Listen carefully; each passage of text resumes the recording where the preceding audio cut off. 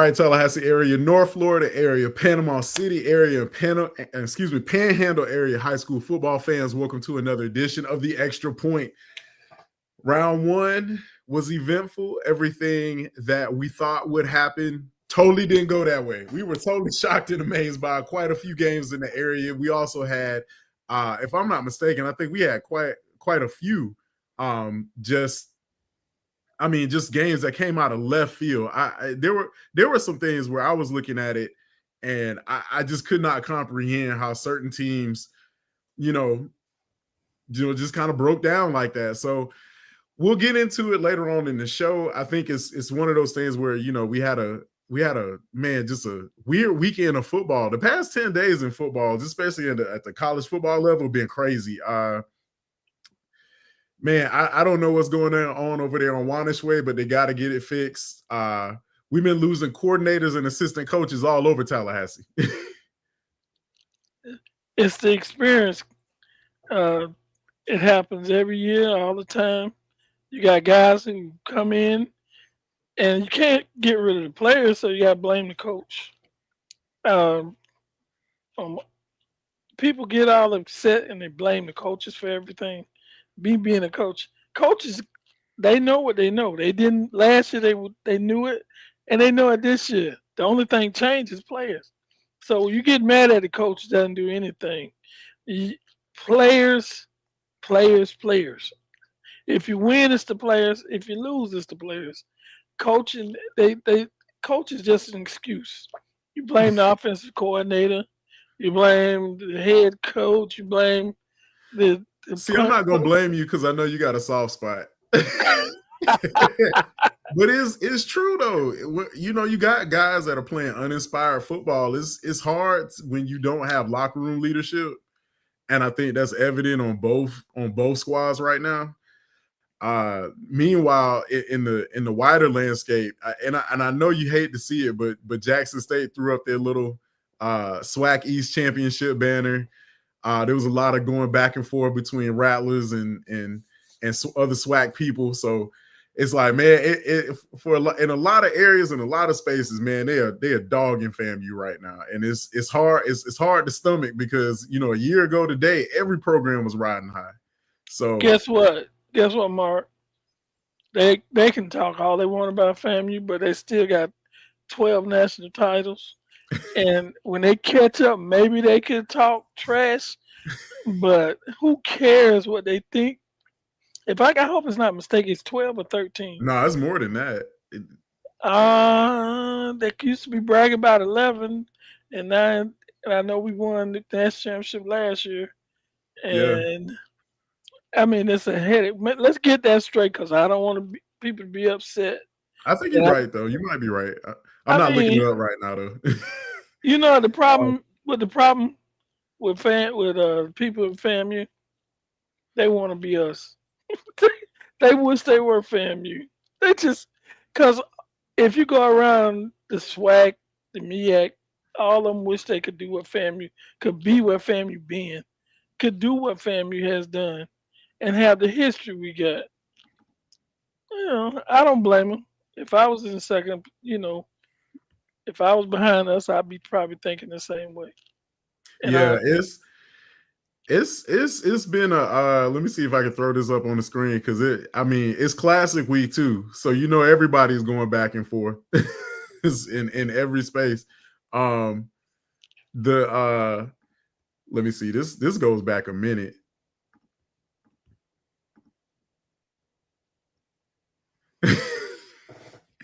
Like that just shows you how far back the hate goes between FAMU and Bethune. And it goes back probably further than that, but do you realize Bethune Cookman lost to FAMU, where FAMU almost put up 100 points against them in the past? I just wanted to just throw remind that them. out there. I want to throw that out there. Sometime, you know, they win one or two.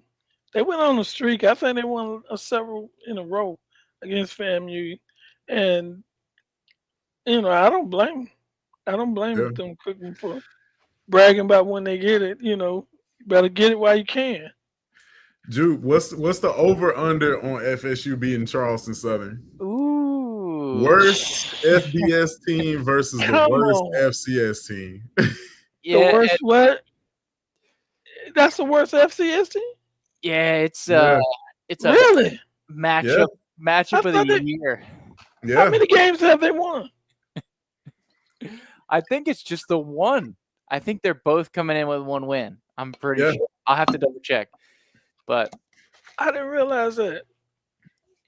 I'm seeing, and just for a point of note, I'm seeing 17 according to Wikipedia for FAMU national championships. Yeah. My bad. Maybe I got stuck back in the past. I need to go through When it was 11. those. Man, this football in Tallahassee is not having a good year. And so the worst okay, so you saw it.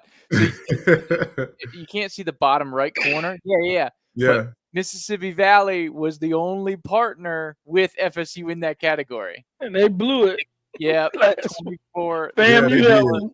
This is so telling, though. This is so telling because that just shows just how, man, it's like the shift. It should be studied somewhere. The shift between where this city was a year ago. This is right before the North Alabama game, before Jordan Travis got hurt, before all the speculation of FSU, the narrative changing on ESPN, them getting kicked out of the playoffs, and FAMU, of course, going on to an epic run, Celebration Bowl victory. Coach Simmons leaves. FSU doesn't make the playoffs. It's just like everything just went downhill in a hurry. And there ain't no sunshine right now. There is absolutely none. I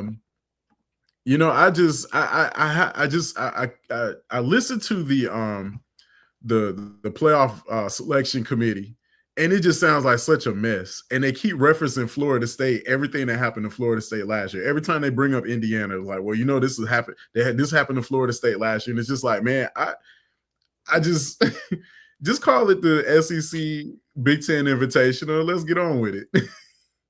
Stop wasting everybody's time. I agree with you on that one, Mark.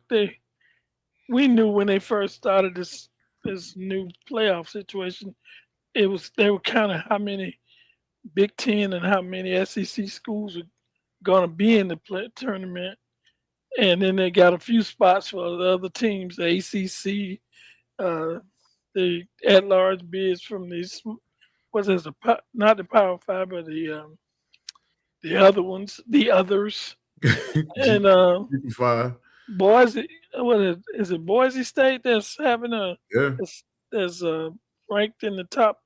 Will be the top four. Will get a bye. Yeah, they look like that 2016 that went to the Fiesta Bowl, or the 2007. I can tell y'all something. I can tell you something right now.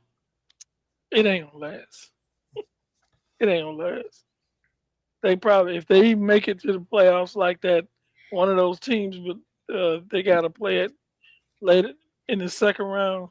I think this is what I believe. I believe it's an audition for if you want to be selected to a bigger conference. And if Boise State doesn't want to end up in what was the Pac-12, this would be a great way to audition.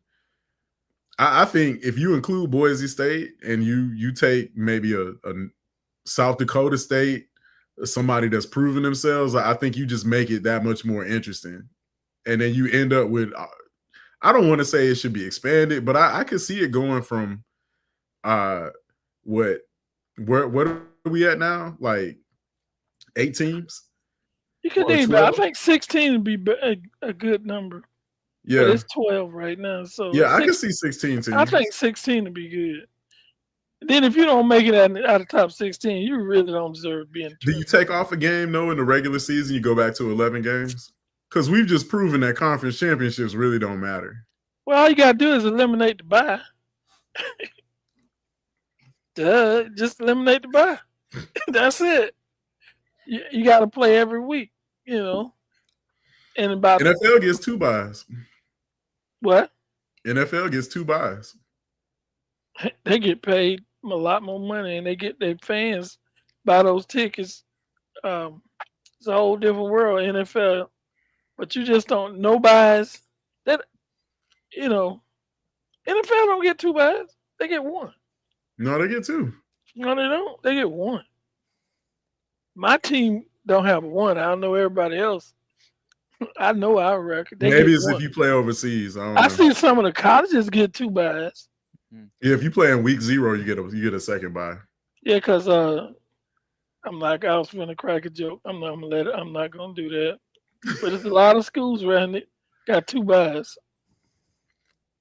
They're not they're not doing that great. All right, so let's go ahead and make sure we Why are you putting that? because you got to laugh at it. At this point, Take you it just got to to- laugh. He wants to fire the people up. He wants to warm up those fingers, coach, for when we start talking about Man, high school bowl. dang, you're making me getting me upset. I want to see that. We lost to Mississippi. We lost to Mississippi Valley. Yeah. They Yeah. hadn't won a game in a year. Yep. That was huge for the My local thing is we team. lost the streak. That's what really bothered me. Yeah, when home wins. I don't know what's going on. We started off slow. You talked about the fight, but yeah, this I feel like it. Jake Paul, he didn't win either way. I feel like boxing is broken. Yeah. It'll never be what it was. The what's the other mixed UFC? MMA. Yes, I think that's more exciting. UFC had a fight the same night as they kicked off what I forget the number, but they had a exhibition the same night as the Tyson Paul fight. So they're not hurting, obviously. They do. They. I think that's pretty good. I'm not a big fan of boxing or that right now, but I think that form of fighting is becoming more popular because they actually fight. you get kicked in the face and get knocked out. I don't think. And Don King is nowhere to be found. Hey, but leave Don King alone. And that's a funny picture you put up, Mark. I thought about that when they announced the fight. I immediately pulled up Punch Out, and I was just like, here we go. Sure. But I watched the game and the fight, and I was about to fall asleep. I just cut it. I just changed it. It was boring. I think it'd been more exciting if it had been a knockout or something. The most exciting thing was seeing Mike bite his gloves. At least he didn't bite anybody's ear. Yeah. I was waiting on somebody. I said, who's going to They did talk about that. I saw the pre-fight stuff. Really? And they had fighters up there, and they was talking about Mike. The hardest thing about the fight was hearing Roy Jones Jr. saying, I don't like that at all. I'm like, dude, can you breathe some positivity into this? I knew everybody. I think everybody knew it was some issues. You're fighting a 58-year-old man, and you're 20-something years old. Yeah, Jake Paul don't win anything in my book. You beat up on an old man. Right. Yeah, I don't get that. And then if you lose to Mike Tyson, it's like, yeah, you might be more famous that way. Mm-hmm. At least you get another fight. I think they did it backwards. They should have let Mike win, and then the guy come back. But nobody want to see a 58-year-old man get beat up and talking about a rematch. He might be 70 years old by the time they get finished the 3 matches. I mean, come on. Yeah. All right. Let's about the real deal. Time. Let's go ahead and jump into the first round playoff scores from round number 1 from around the area. And man, the first thing that comes to mind is that for everybody who was unbeaten going into the playoffs, it just shows you how hard it is to maintain an unblemished record going into the playoffs. It is not easy. It's not a given. a lot of teams, you just have a target on your back. Like everybody's got your tape. They're looking at all kind of nuances. And I think the one that was arguably the most exciting and the closest was the Cottondale Lafayette game. Just with Lafayette storming back like that, there's just a lot of that flavor going into round one. Let's talk about the game that we basically had a chance to sit on hand and watch up close and personal. Jupe and I called that game between St. John Paul II, who was hosting and visiting McClay Marauders, and had the game at Florida Highfield. And a lot of what we saw in the beginning was really just a defensive battle, like just a big kind of chess match between both coaches. Neither team got into a rhythm inside the red zone. And we just saw a lot of just bend don't break by both defenses. But I think what impressed me the most, and really by both teams, was just a level of quarterback play. Quarterback play on both sides was absolutely exceptional. G5 had a great game, even though it was not able to convert towards the end. And then, of course, we got a chance to see the Philly special up close and personal as McClay reclaimed the lead late in the ball game. And the Marauders are, making history. For the first time in school history, they have a playoff win in the Florida State playoffs, and they'll be moving on. They got a tall order next week against Trinity Christian on the road. But, man, it was a great game. Yeah, I got a chance to sit and watch it at the house, and then I wasn't shocked because I picked McClay to win. Like I said last week, it is difficult to come back and play a team back to back and beat them. The losing team corrects everything they did wrong, and the winning team, they don't make any changes, and sometimes that's difficult. I hated when I was coaching to play a team we played and we had beaten, because you knew they had a different attitude. They wasn't intimidated. They said, okay, we got to fix this and fix that. And you knew they weren't going to do the same thing. And so they came back, and that game went to the wire. First game they played, John Paul beat them, I think, by double digits, by 10 points. This time it was a close back and forth game, and like John Paul kind of got mixed up. They couldn't make the plays they normally make during the regular season, and McClay came out with a victory.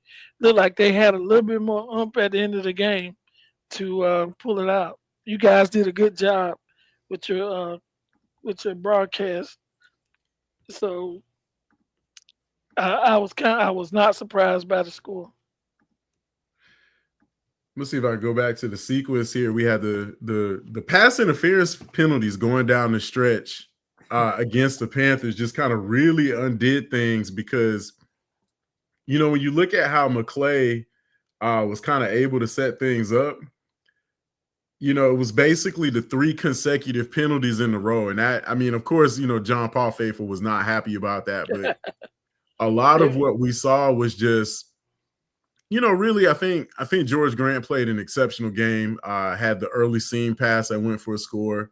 When you get down to it, a large portion of this game really just came down to who was going to get the ball last and not make a mistake.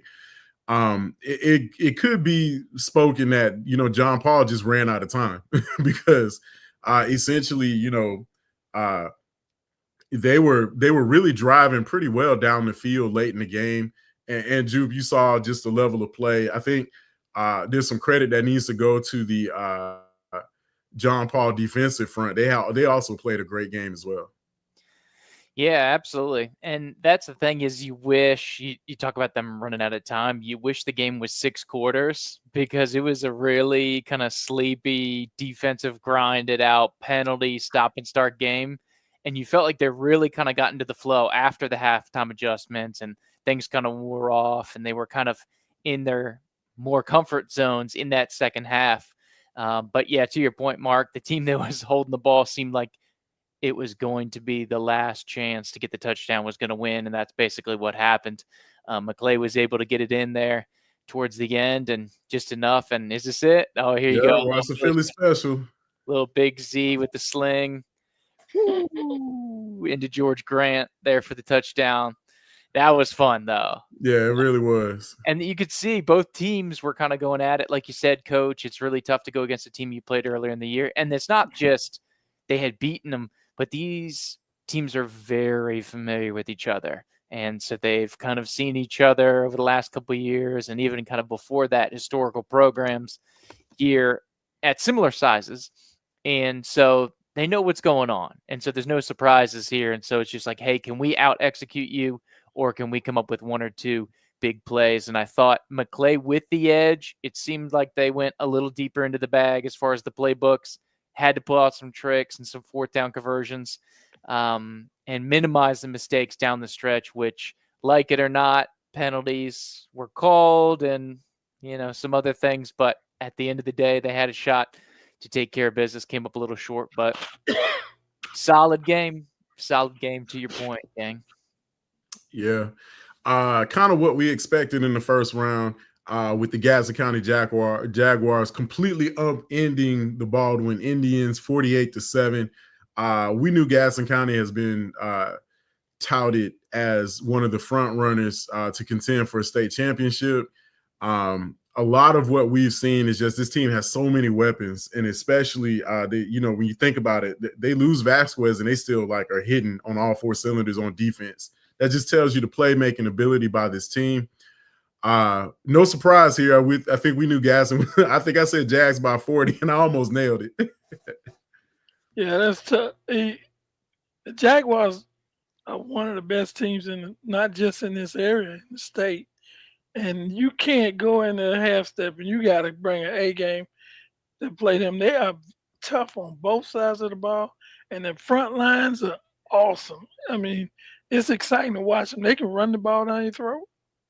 They can dominate you on defense. It's tough. It is very tough to beat Gadsden County. And whoever has to face them in the playoffs, they got a tall task ahead. And they don't get enough credit for the passing game, too. Obviously, you talk about Davis and Battles and the lines, which are absolute beast. And I think they kind of the two things that fly under the radar is that secondary, which is nasty, and then the quarterback play as well. So it's really tough to kind of find a weak spot with this squad. And that's why that's why I think we've all seen such a successful campaign. And it's going to take something special from the other team or something just really flat or just crazy situation for them. I think in the short term, granted, if we get down the road with Gadsden on the table, little conversation change there, but they're big and bad. And until somebody comes in bigger and badder, like Coach is saying, they're going to keep on rolling through that top half of the bracket. Yeah, it's a lot right now, I think, for any team to just be able to walk into and really, I don't know if it's Havana or Quincy, but it's going to be really hard for any team to walk into Gadsden County right now and try to get a win. But our next team is definitely going to attempt to try as they get the Jags in the second round. But let's go ahead and talk about Florida High versus Mariana. And really, what is, man, you hate it's such a good team. You hate to see them not playing next week, but hats off to the Mariana Bulldogs on a fantastic season. Definitely one of the premier teams in the area between RJ Mays and then, of course, Amari Clemens. Either one of those guys should be up for a whole ton of superlatives at the end of the year. But man, we talked about that Florida State. We talked about the Florida High defense and just how much time they have spent in the backfield of so many good teams. We saw them play against Mosley, and this is really not a surprise. They really bottled up Amari Clemens, just created havoc in the backfield. I saw a few clips where they just kind of frustrated the Mariana offense on drive after drive after drive, and then after a while, Florida High didn't really have to do much offensively. I think they just kept the Mariana defense on the field for way too long. Yeah, that game was not a surprise to me. Florida High has a very tough defense, and their offense is complementary. They always They don't hurt the team. They don't turn the ball over. And a lot of times, the teams like that, that's what you need to beat them. And Florida High went in there at their home and just dominated the game. I think they won by 2 touchdowns. Not a surprise to people who've been watching Florida High. They're one of the best coached teams in this area. They do a great job on offense and defense, and the defense is special for them. They depend on that defense being like that. And and I know if you're going into a game where you got a great running back, you normally, uh, if you can shut him down, keep him, control him, you confuse the offense of Marriott. You would confuse them because they used to be having a lot of big plays on offense with him running the football. That make you got to go to your second and third plays, something that you not very might not be as well good at. And when a team got you playing like that, it's difficult to beat them. I had the pleasure of coaching one of the best backs in the Big Bend, and everybody played the same way. They tried to stop him. Fortunately, most of the time they could. But if Clemens had run all over the place, scoring a bunch of touchdowns, Florida High would have been out of gas. But fortunately for for Florida High, they control the game, and when you Yeah, control it, you win. you can see. Look at Cowie, just 11 of 19. Throwing for 119 yards. We knew that Teagan Hackett and Jaden Threats were going to be formidable in the game. They're arguably two of the unsung, running backs in the area, or run from around the area. But I really think that Cowie's play has improved so much over the year, just in the way that he's been able to manage games. Look at the ground attack. Seminoles putting up 261 on Mariana. I think that's not really been done to the Bulldogs this year. As we get down to all-purpose yards, you can see definitely Jaden Threats leading the way in all-purpose yards. Then we don't have any defensive stats. Want to show the kicker some love. Cole all had five kickoffs, 2 touchbacks, but when you look at how this matchup kind of came together, we just kind of figured it would be one offensive line versus another's defensive front, and this is the result. Yeah, and there you go. They were able to take care of business, and that's the thing is, I love how you bring up kind of the coaching aspect of it, Coach. And a lot of coach there. And so, there's a reason that Hickman and Harley, and they're always around this time of year, right? We always see them second round, third round, and beyond. And I like the change with the personnel. It's a little less kind of run and gun. It's a little less high tempo than what you may see from Florida High, but they're playing to their personnel. And it's almost just like they just take the air out of your sails. Like you were saying, Mark, they just kept Marianne on the field so much. And there was just same thing with Mosley, it felt like at times. They just kept them out there, sustained drives. It's just 3-4 yards at a time. And then they'll hit you for 9. And then they hit you for 11. But they'll just keep on marching.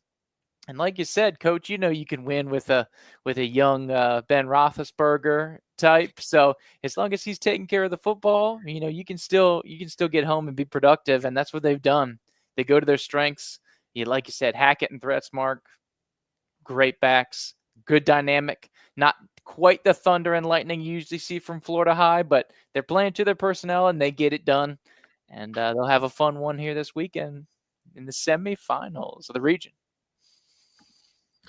Yeah. I just hats off to the Mariana Bulldogs, great season. And unfortunately they fall to the Florida High Seminoles 28-7. The other side of the bracket in Class 2A, Taylor County traveling out to Duval to take on Bowles Bulldogs. And man, this one was not what we were expecting. And the Bulldog season comes to a very disappointing end with a 49-0 blowout loss. And really, I still think that a lot of credit is due to Coach Braswell for completely reinvigorating this program, pumping some life back into it, coming back to his hometown, stomping grounds, and putting the Bulldogs back. Putting Taylor County Bulldogs back on the map, as it were. They had a very hot start. And of course, sometimes, when you go through the season, you suffer some injuries. Sometimes you get a little banged up, and they kind of slowed down in the second half. And, you hate to limp into the playoffs like this because this is the kind of thing that can happen. But they went up against a really, really good Bowls team that's really hitting their stride right now. And, you can see it's just, sometimes going into a rough environment like this, Bowls is no easy task. Like, as far as like being able to go into that place and play, I think I think there's been I can't remember the last Big Bend team that went into Bowls and came out with a victory. Gaston County was close a few years back, but nobody's really been able to walk out of there with the win. It kind of has that Boot Hill mystique to it, and Taylor County just ran into a buzzsaw.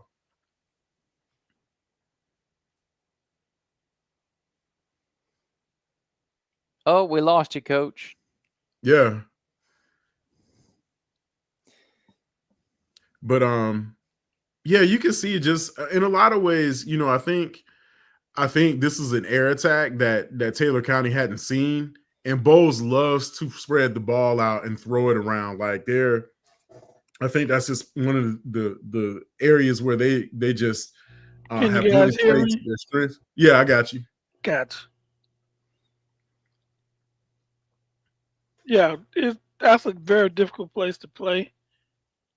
It's hard to beat them. They're always in the hunt. They're always playing for a state title. It is a difficult team to play, period. And it's been going on for years. They're always in the hunt. And it is for Taylor County to go down there. It was a tough thing to do. If you think about last year, they come a long way compared to how they played last year. They had a winning record, which is congratulations to them. Unfortunately, they had to play a real tough team. Looking forward to the improvement. If they can get that kind of bounce and wins from last year, no telling what they can do next year. Right. Absolutely. When you're building a program, you take the lumps because, Bowles is no slouch. I think they're top 5 all time in state championship wins. I want to say 11, if I can remember off the top of my head, somewhere in that area, but that would put them definitely top 5 within the state. And yeah, just taking some lumps. And I think that Bowles' passing attack, I think the stats and everything were really underrated. There seemed to be a drastic mismatch. When you watch them on film versus what the stats were, something didn't add up. So it makes me feel like they were, usually you see inflated stats. It seems that they were deflated here. And yeah, the passing attack just went off. And Taylor County, great season, like you said, Mark, just like Marietta. But, a lot of good teams in the playoffs. And there's only 8 happy teams at the end of the year. Yeah, that's facts. Everybody, my coach used to say, somebody's going to end their season with a loss. And, it ends up like that sometimes. But I think the program trajectory is on the right path. The future couldn't be brighter down there in Perry, Florida. And I think that's just has so much to do with our good friends, the coaching staffs down there in Taylor County. And definitely under Braswell, this has breathed just so much life into, what they're doing down there. So let's keep it rolling with Walton upending Pensacola Catholic, the upset victory, the shocker. They go back on the road to take on Mighty Catholic, who is really running the ball very well. And man, what can you say about Bettenhausen? Had a monster game. Really, Walton, Coach, you always talked about it. It's tough to beat a team twice, especially in the playoffs, and Walton really got after it.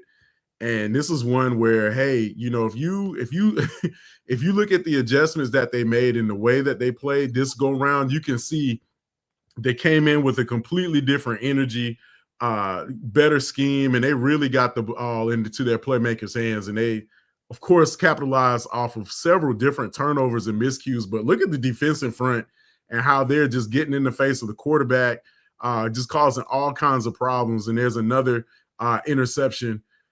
where I don't think Catholic was just. I just think they they caught Catholic flat-footed and just took advantage of it. Well, Mark, I think what happened, I think Catholic was a bit surprised at some of the plays on defense that Walton made, and then Walton was able to control the ball. Look at this Then play here on they, special teams. man, No. that's a killer right there, Mark. Yeah, when you give up a kick return on in a pivotal game like this, it just takes the air out of you It is defensively. a killer. It hurts, guys. They're doing it. That's something you can't count for.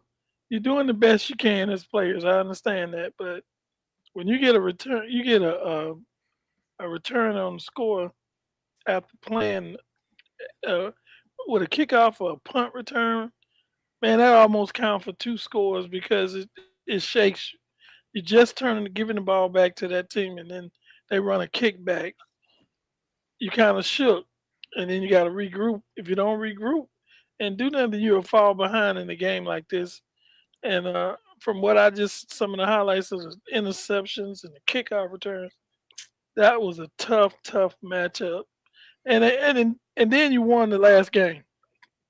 Although it was a bit of a. I think they won by close to 20 points, 20 or 30 points. Uh, I think they kind of might have not taken Walton as serious as they probably should have, and they come back to bite them. Congratulations to Catholics. They had an awesome season, and they first round of the playoffs. That really hurts. That really hurts.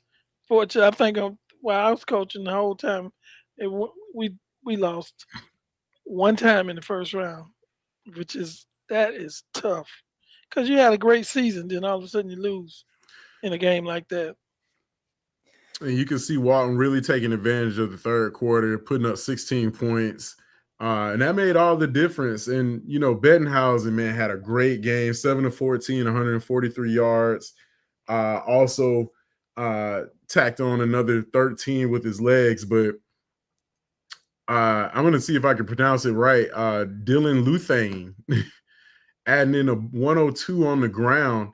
And honestly, when you look at how Walton just made the adjustments, just configured themselves to what they needed to do defensively, you got to give credit to the coaching staff over at Walton. They did a great job scheming against a very, very physical Pensacola Catholic team, and then of course defensively, Kyron Campbell with 9 tackles. And looking at, I'm going to go back up here. They just limited the Walton rushing attack. And then they, when you look at when your quarterback has minus 46 rushing yards, that's a stat that you really got to pay attention to. That means that your defense in front was in the backfield all night. So great win for Walton. They'll earn a very man, they'll earn the right to play bowls this week. So, hey, that's what happens when you win. You get another Goliath coming down the road. Bay falls in a big way to Reigns, 14-53, and that ends the tornado season. Had quite a few key victories in there, but man, it was all Reigns all the time as the Vikings run away with this one, 53-14. And looking at how, Reigns is really just that dominant team right now in 3A, the number 1 seed.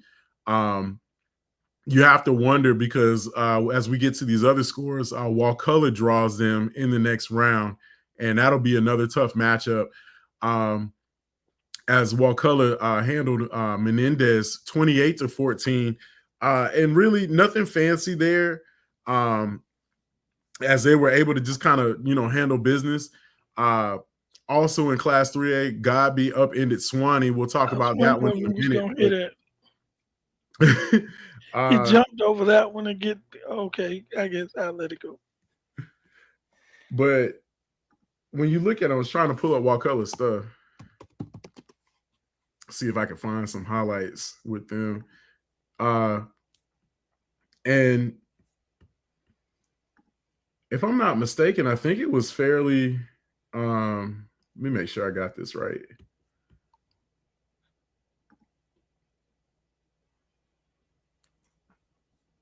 Yeah, Wakulla did all their damage in the first two quarters. Put up 21 in the first half, and just kind of cruised from there on all the way out. Excuse me. Owen Cleese was 28 or 38. So here, there we go. All right, got a few highlights.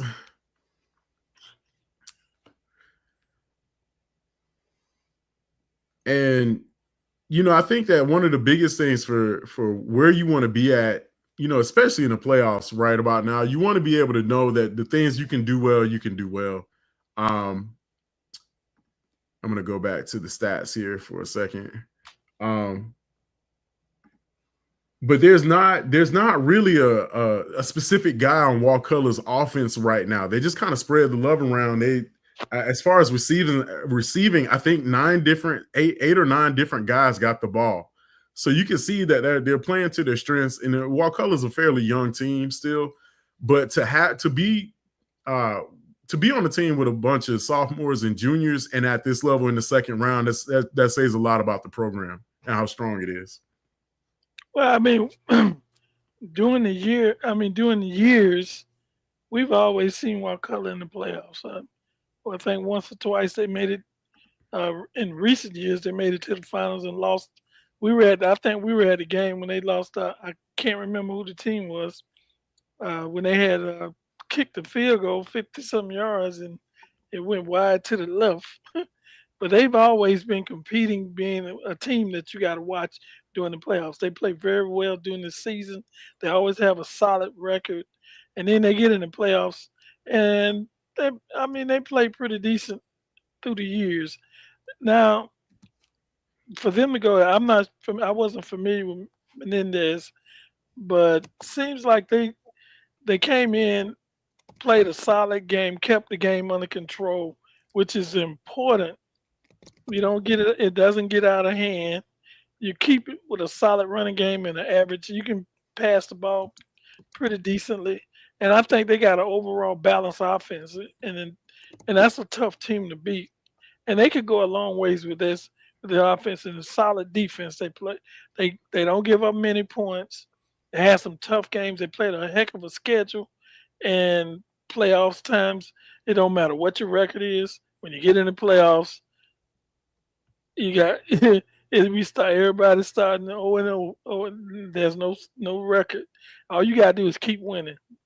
Catch a fire. I remember back in another state, Thomasville, Georgia, the Thomasville Central only won 5 games. I think they won 5 at the end of the season and went all the way and won the state. So it doesn't matter what your record is.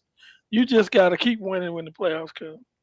Yeah, and they can hit you in a number of different areas, like you're saying.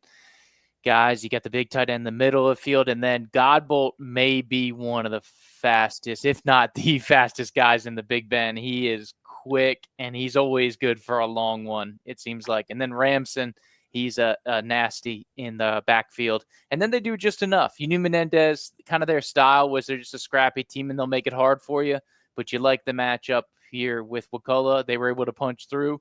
And that's the thing. Keep on fighting. Fight another day. And kind of like we talked about, you get the reward of playing bowls down there in the other classification. You get the reward of playing undefeated brains, which we'll talk about in a little bit. Yeah. How about Zion Ransom going off for 179 and three touchdowns on the ground? Mm-hmm. You talk about the passing game where, of course, Cleese had a big day with going for 353 on the night. But when you got a running back that you compare with that's kind of the mix that Coach Cleese wants to see going forward. So a big win for the War Eagles as they take care of business against Menendez. They draw Bowles in the next round, and that's going to be one. We're going to have that one broken down in a little bit. Jumping back over, we got the Cougars in another nail biter against Swanee, and I thought we already did that. This one, Coach, we talked about this when you showed me about the clip and everything, and with no time left, Oh basically man, Gabby throws a I hit must that admit goes, huh? that was the most exciting. I couldn't believe it when I was watching. I'm like, man, they, all they had to do was tackle the receiver. That's it, and the game going in overtime. And it's they got the receiver. I don't have the guy's name. I don't know if you got his name, but we need to mention that was one heck of a play. I mean, all it was a little solid hits to the side, and the lineman he got some linemen to go out there and block a little bit, but he got it in the secondary, and they were lost. They couldn't make the tackle, and he won the game. 11 seconds ran the clock. Man, that was exciting. One of the most exciting games I've seen all year long. I'm I'm not the biggest Cougar fan, but that was an exciting. And the thing about it, uh, Swanee had a chance to go up by another score, but they didn't. They didn't make it, and it was only I think less than a minute to go in the game when Garvey got the ball, and they drove it down, got in on the other side of on their side of the 50, made a couple of plays, and next thing you know, they won the game. I don't think nobody in the stadium knew it was going, figured it was going to be a win by Garvey. They thought because I'm watching, I'm thinking it's going to be overtime. Man, it was a great play by that kid. Fantastic play. Yeah, I was trying to see if I could find the clip. There was just so much where Wakulla really was trying to I mean, not Wakulla, Swanee was really trying to put Gabi in a position where they could get the game into overtime, and just with no time left, you Oh, see that play unfold, and it was almost surreal how it happened. But at any rate, Gabi ends up in the second round, and it just had a lot to do with just how both teams really they kind of match up really well. And when you look at how Swanee was playing going down the stretch, there was a moment there where they could have gone up by 2 touchdowns and kind of put the game on ice. But then, of course, Lazarus Chambers comes back, leads the team down the field. That's kind of that whole mantra of just, not until the final whistle that you can see where Coach Holston, he went back and talked about it at media day earlier in the year, just how he wanted to have a team that wouldn't lay down, never say die kind of attitude. And that's how you end up in the second round. So, we look at how certain things come to unfold, and it's, and you talked about it just from a coach's perspective. I know Coach Hall probably feels sick right now, but it's one of those things where it's just like you can't get any closer than that. You look at how both teams were able to play going down the stretch, and it really came down to who made the last play. And here we are. Gabi takes it 34-28. I didn't even need the extra point because the clock was literally at double zeros. And that's the thing. You got to be sick, Coach Hall, because you had them. This wasn't the first time. The same thing happened earlier in the year when they played up at Giles. The exact same thing. Gabi rolls back, and they get 15 points in the fourth quarter. They had that one deep shot that they got. So it was kind of similar. They had the one deep shot last time. This time it was a screen pass that ended up going long. But it's the same type of scenario. You're 30 seconds away from having beaten Gabi twice. You can't get him either. That's brutal. make a tackle, make a dream. I would be ill if I was coaching because basically I was fundamentals, making the play, somebody being aggressive, somebody make the take, somebody. Your coach didn't care. I think I'd have ran off the sideline and tackled. They just gave me a penalty. I'd have got another play. Golly. You hate to lose like that. I feel bad for that. You don't even want to see no football after that game. And Swanee comes back and at the latter part of the season with just a great turnaround, got a lot of guys back. It's just playoff football. That's what ends up happening. But we'll get a chance to look at just how 3A is going to unfold because oh yeah, LaCrell, thank you for correcting that. Yeah, the Wakulla draws Reigns next week, not Bowles. So yeah, appreciate you keeping us on point. But a lot of it is just, we look at how 3A has just played out over the past couple of weeks as we rounded out the regular season, and we knew this was going to be close. You looked at how Sewanee played Wakulla fairly close. Watching teams go up against the way that they played Baker County earlier in the year, we just saw a lot of parity. So if the football gods allow it, we'll get another great matchup coming down the stretch. So we'll have to jump into it. Let's jump to 4A, where Arnold falls to Choctaw, and just a disappointing loss to end the season for the Marlins, but nothing to hang their heads about. Coach Griffin has also completely been a part of a massive turnaround job there in Arnold on the beach. We look to see big things from the Marlins next year, but the Big Green Indian is moving on as they take it in a big way over Arnold, 49-0. Let's go ahead and talk about this one. Lincoln handling business against Mainland. And, I really like to see Lincoln play, but more so for the defense. I know Christian Sims is exciting and everything, but I really like this defense. They have a lot of characteristics that remind me of that 2010 team. And when you watch them play, they're physical. They have different playmakers that can get after it. And this is a team that can really go deep in the playoffs. Yeah, Mark, this Lincoln Trojan team seemed to got better as the season went on. And I was watching this game online, and it really was never ever close. Lincoln totally dominated defensively. There was Mainland didn't have a chance. If you don't score, you can't win. And they struggled the whole night. They did not have a chance. It was dominated by the defensive Lincoln. Look at the interception by the big fella. Mark, they even kicked. All Lincoln did at first was kick field goals, and they looked like another team I saw this weekend kicking field goals. And then they finally scored a touchdown couple of touchdowns late in the game. An exceptional game, dominated by the Trojans. And they look like a team. They're a strong team in the playoffs.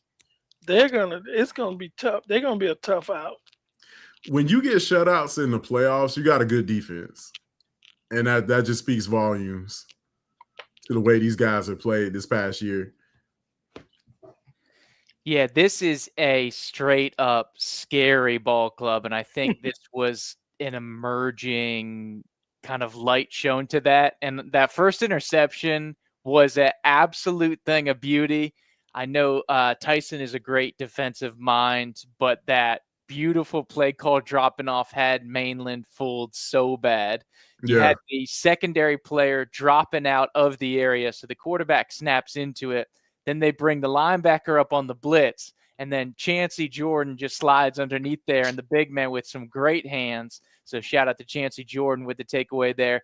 But this team looks confident. They look sound. And outside of that first drive, Mainland had that first run, and then they turned it over on downs. And Lincoln's just chipping away, calm, collected, cool. And this was an exciting Mainland team, especially offensively. Yeah. The fireworks. And Lincoln made them look boring. They did. Run or a screen pass on first down, run on second down, and an incomplete pass on third down. There was one sequence kind of in that early second quarter that they could have had a big play, which would have made things a little more interesting. But that was like really their one window, that and the turnover on downs early. But once that, Lincoln just kept chipping away, and Tommy Arnold was ripping field goals and taking care of business. And the touchdown pass, I think it's the first offensive drive that Lincoln has in that play. He could have hit either receiver. So Paul catches the touchdown. Nice one in that front quarter. He could have hit Maddox on the post, but the schematic game plan from Lincoln was beautiful, and that defensive performance was a work of art, and I loved it. And that may be my favorite defensive play of the year, just the way it all kind of underdevelops, because they had them fooled bad, and really, I guess the only thing that would have made it better if Jordan could have scored, but great hands by the big guy. They played that to perfection. That's a team play. And I know the sharp mind of Coach Tyson was behind that one on the defensive side. But I thought offensive and defense, their play calling was fantastic. And the team looks prepared and confident. And to me, they may be the scariest team that we have going right now. If they play like that the rest of the way, they are going to be really tough to get out of this playoff. Yeah, it's going to be difficult to take down Lincoln. Just looking at how they play, you can see here Christian Sims going off at 16 to 26 for 139. Just completely had the game in control. Also added another 10 yards with his legs. And Lincoln just looks, like you said, very confident right now, and they will have a chance to go up against another tough team next week. We'll get to that in a minute. Let's go ahead and talk about this one. This was one of our shockers. Mosley falling to Fleming Island 28-35. And this is one where, I just didn't see this one coming. But when you look at the way that things unfolded, man, Fleming Island went off for 28 points in the third quarter, and Mosley just couldn't recover. And I don't think they were expecting that coming back from the half where they had a comfortable lead, or at least I don't think any lead is comfortable in the playoffs. But when you look at the way that the team is put together, Mosley's a team that is used to getting out front, getting up on their opponents and kind of cruising the rest of the way. And man, when you get to the playoffs, it's just there's no guarantees because it's just not like that. The way that everything kind of happened, it just looked as if Fleming Island just took advantage of one Mosley miscue after another. And of course, they have the Akron commit at quarterback, Sebastian, can't call his last name, but he just gave them fits. Very mobile quarterback. Hopefully Lincoln people are paying attention because Fleming Island is up next on deck for the Trojans. But looking at how they played in that game, Mosley just could not seem to build enough separation. And this offensive line that had played so well, so just dominant earlier, just seemed kind of like not themselves. And when you have a bad game in the playoffs, you go home. So unfortunately, that's what ended up happening to the Dolphins. Sebastian, I think it was Burrow that went off in this game, and you can see the Akron commit just absolutely gashing the Mosley defense. And it's, Sebastian Broughton that went off in that game. And, a lot of what we saw from Mosley is just, again, strength being the offensive line unit just did not seem to create enough separation here. And unfortunately, they're going to be turning in pads this week. They already did. I was very shocked. I was really shocked. I didn't think that Mosley, I knew they had a little hiccup with Florida, but I thought they would go in and dominate, Fleming Island, but looked like they were a little lethargic, didn't have the energy that they normally have, and couldn't pull it off at the end. Surprising, the score was surprising. I've seen Mosley all year long, man, and the defense usually dominates, and the offense usually just grind the ball, ground it out. None of that happened last week, and No. unfortunately, their season's over. And which was a great season, won 9 games, possibly could have won 10. I think that was the last few seconds of Florida where they took the lead, but this is a big surprise to me. Yeah, Broughton really showed out. And Coach, this to me was just one of those games. You got a great team, obviously, getting into the playoffs, but sometimes your ballers just go absolutely off. And it just seems like Broughton this is like a highlight reel for him. Good on him and good on Akron for laying down. He might decommit. And go somewhere else. Be careful. This is a highlight reel against a good defense. But Broughton looked absolutely fantastic. Didn't have an answer for him. And, when you have the rest of the team pitching in, you get hot, you keep it rolling, and they're going to be a tough out. But this is a high-octane offense. They're fun to watch. But the stars shine the brightest in the biggest moments. So they're going to have to put that fire out in the next round. Fleming Island's going to see if they can keep it going. Yeah, moving on around the area, another shocker here. Cottondale falls by 1 to Lafayette, 43-42. And this is one where, man, you look at the box score here and just pulling this one up. Cottondale, man, an amazing season. Just look at how Lafayette just really had a furious comeback. 29 points in the second half. You can see just where Cottondale, they had figured out something to be able to contain Odom, and that potent ground game that they have. Lafayette figured out something. And of course they made some adjustments. You can see here offensively as well, as they were able to not only come back and when you think you're up by 28 points going into the half, you've got your thumb on the other team, and man, Lafayette proved that no, you don't. So they win this one going away 43-42. And just some of the stat lines on this one: Cameron Odom, 13 of 21 for 295, had 2 interceptions, and just uncharacteristic for the young man. But you can see where Lafayette really started interrupting some of those passing and running lanes as they hold Cameron Odom, also who does everything with his feet, held him under 100 yards, which is rare. And, we don't see where any of the Cottondale ground game got going after that. Meanwhile, on the other side of the ball, we talked about this earlier, where Williamson really has come on late for Lafayette and really had a monster game, 13 of 25 for 205 yards, and get the ball into Jordan Murphy's hands. If you can get it to Jordan Murphy, you got a chance. And, the senior really went off in this game, 93 yards on 5 receptions. So he got busy in the second half, obviously, and that was the tail of the tape here. And, again, you hate to see it where, again, we got to send one of our good undefeated teams are going home and, not playing this week. But that's just how the playoff goes. But it couldn't be a more exciting time, because we're getting to see the best of the best in the area, in the Panhandle and across the Big Bend. I go at it each week for the next 2 to 3 weeks. And so I'm loving it right now. But unfortunately, Cottondale goes home. And Lafayette, you can't say enough about what Coach Edwards has done. He's done an absolute phenomenal job turning this team around. They went up against some tough competition in the first round, but they've really been shocking people as of late.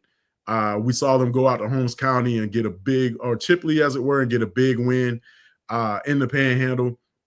This team is definitely going to be one that's you just have to keep your eye on in the playoffs right now.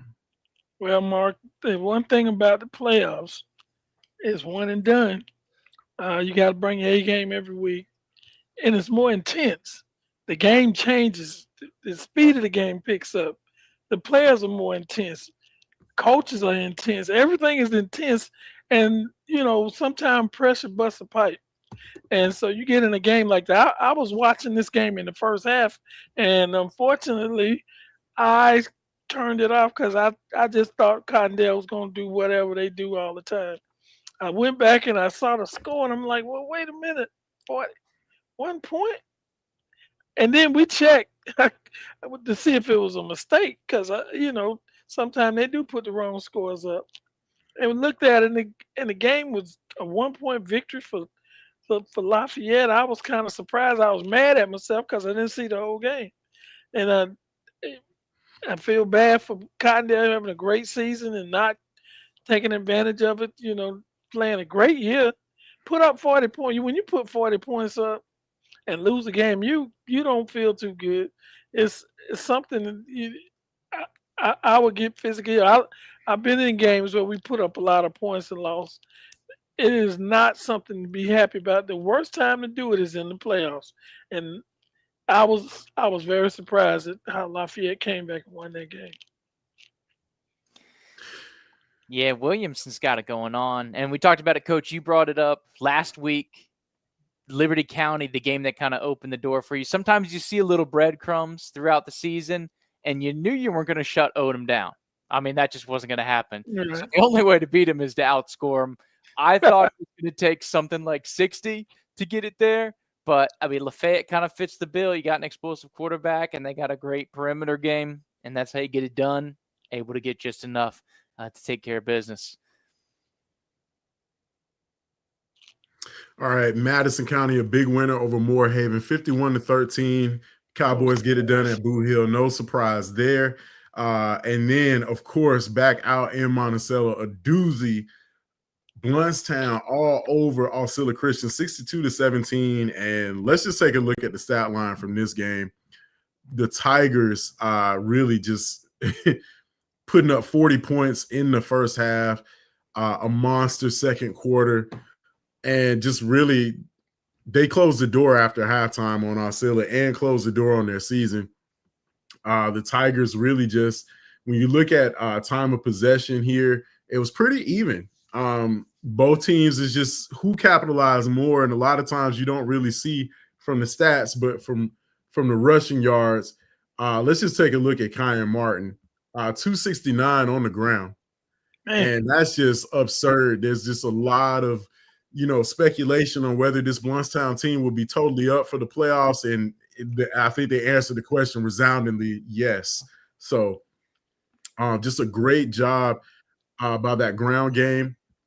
And a large part of where we have seen with, with the Bluntstown Tigers is just whether or not they, have enough to be able to say, hey, we're going in at full strength, because we saw them kind of go up and down this year, but the Tigers look like they're here to play, and they're definitely going to be contenders moving forward. But they draw a tough matchup with Madison County next week. Well, that is a difficult. You're happy you won, and you play one of the best teams in the in the country. I mean, in the state, playing Madison at Madison. That is not a fun chore, but you got to play the game. You never know. You never know what could happen. You have no idea. Anything can happen in the playoffs.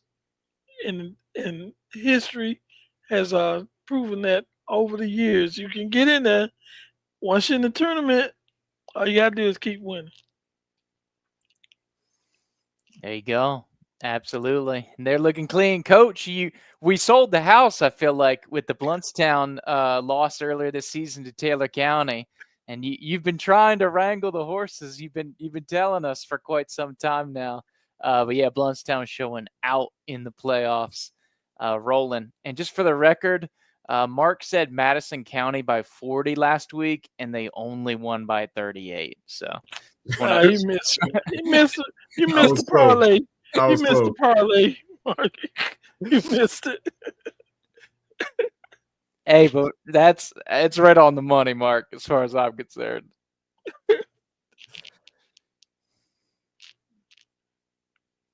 We lost you, Mark.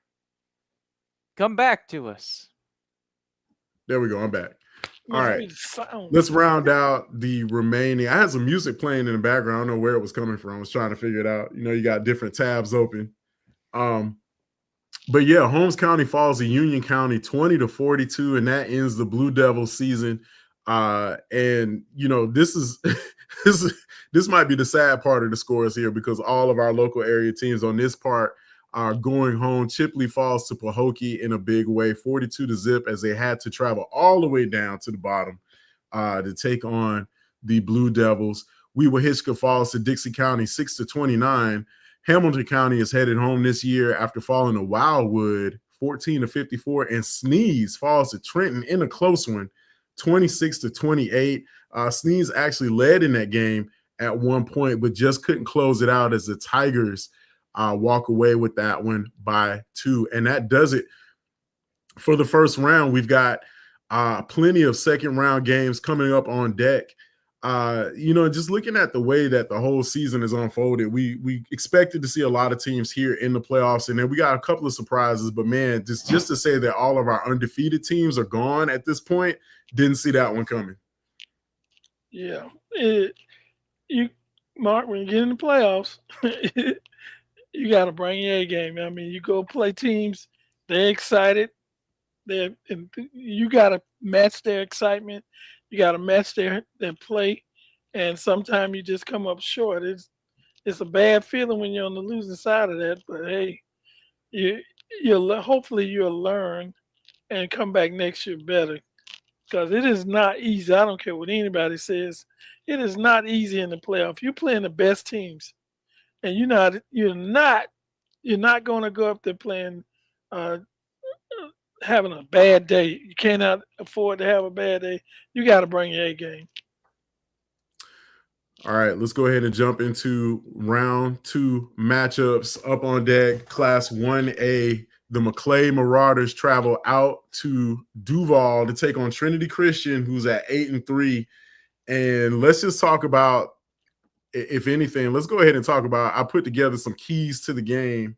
I feel like that each team has an opportunity to kind of be able to strike, and at least come away with a victory if they can stick to it. But for McClay, this is going to be a real tall order. I think we saw a lot of what the team had to offer against a very tough John Paul, the second team last week.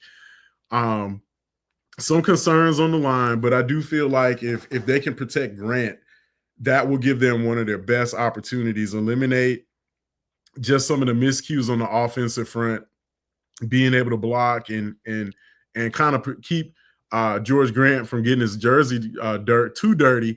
That will be a great opportunity for them. Next, they got to stop Trinity Christian's big passing plays, and especially the tight end Lennox Hines. He's just been a big reason why they've been able to sustain drives. They got playmakers across the field, but if anything, the Marauders definitely got to get the ball to Nash Bashirs in space. For me, I think Bashirs has just been kind of one of those key elements in the McClay offense where they can just kind of do what they want to do. He makes you miss on the first pass, but they got to be able to get Bashirs the ball. And then finally, play the position game. I think they did a great job against John Paul. And then, of course, not taking critical sacks on third down. That kind of gives McClay the best chance to win here. But going into Trinity Christian, man, this is a tough place to play. The Conquerors are really on the roll right now. I'm not really sure how to call this one, but it just looks like the Conquerors just might have too much Concord in front of them for the Marauders right now. Mark, I have some experience in games against Trinity Christian.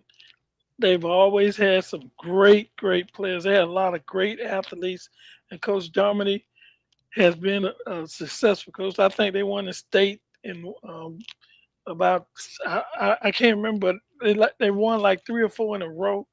They're tough place to go, tough place to play, tough players. It is probably one of the hardest matchups McClay gonna probably face. This team is difficult, and I'm sure they played a tough schedule with those 3 losses. I can't see the quality of competition is raised up on 10%, 110%, and I think that you got to go with Trinity Christian on this.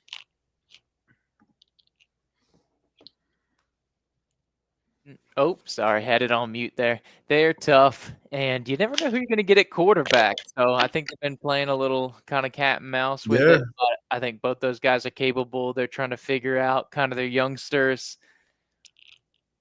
This is tough. I kind of want to go for it. I need to go ahead. You've been following last place. Keep going. We'll go for it. I'm with it, Coach. The ground game is going to be mean to the trenches or something I'm concerned about, kind of like what you said, Mark.